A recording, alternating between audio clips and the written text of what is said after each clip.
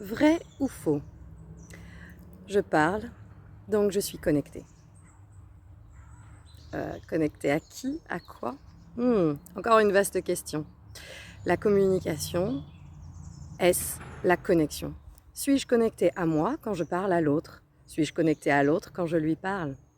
C'est tout l'objet de la vidéo d'aujourd'hui. Bonjour, je suis Floris et je vous accompagne avec joie sur votre chemin d'évolution. Aujourd'hui donc, une petite vidéo rapide, efficace, autour de ce sujet qu'est la communication.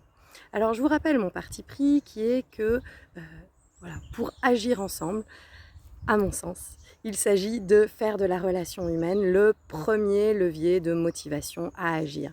Et la motivation, ça passe avant tout par soi-même.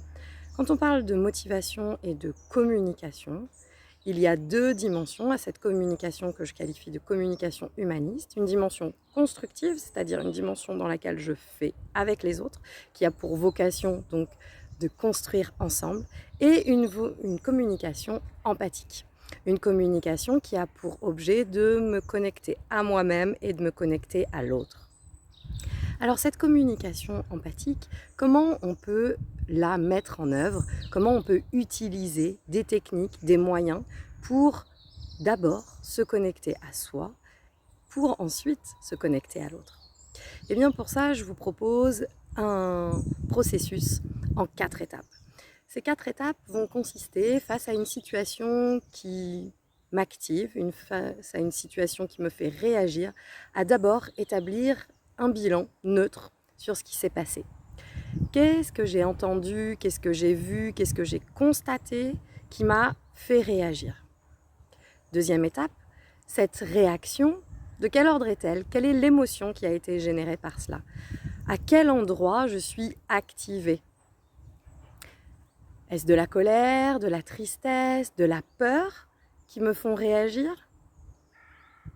Troisième question, à quel endroit cette émotion parle d'un besoin qui n'est pas satisfait? Il y a vraiment un lien entre ce que je ressens et ce qui me manque. Qu'est-ce qui me manque dans cette situation et qui est pourtant essentiel pour que je me sente bien? Quatrième étape, qu'est-ce que je peux faire ici et maintenant qui va me permettre de me remettre en mouvement, qui va me permettre de retrouver ma joie à agir? Ces 4 étapes, vous les connaissez peut-être, elles sont bien modélisées dans une approche qui a été pensée, portée par Marshall Rosenberg dans les années 60-70 et qui s'appelle la communication non violente. Cet outil, c'est un moyen de se mettre d'abord en connexion avec soi-même pour ensuite mieux se connecter à l'autre. En utilisant ces 4 étapes d'abord pour soi, dans un processus d'auto-empathie, je vais pouvoir ensuite mieux me connecter à l'autre, dans un processus de communication empathique, dans lequel je vais pouvoir écouter, je vais pouvoir questionner et je vais pouvoir reformuler.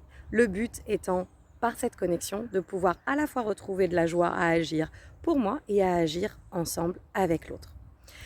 Alors je vous invite, si vous voulez en savoir plus et si vous voulez creuser ces points, à me retrouver dans un atelier, une formation ou un accompagnement où je propose donc des espaces d'expérimentation, de partage et de prise de recul en toute sécurité de manière à ce que vous puissiez, encore une fois, avancer sur votre chemin d'évolution. Parce que c'est ça, vous accompagner avec joie. À bientôt!